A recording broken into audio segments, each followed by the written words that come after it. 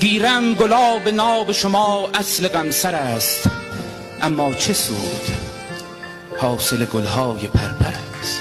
وقتی بهار وصله ناجور فصل هاست، وقتی تبر مدافع حق صنوبر است، وقتی به دادگاه عدالت طناب دار بر صدر می نشیند و قاضی و داور است، وقتی تراوت چمن از اشک ابرهاست، وقتی که نقش خون به دل ما مصور است، وقتی که نوح کشتی خود را به خون نشاند، وقتی که مار معجزه یک پیامبر است.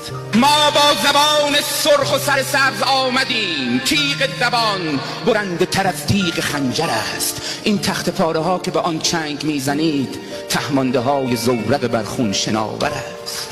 اینجا نفس به حنجر انکار می شود، با صد زبان به کفر من اقرار می شود، با هر اذان صبح به گلدسته های شهر هر روز دیو فاجعه بیدار می شود.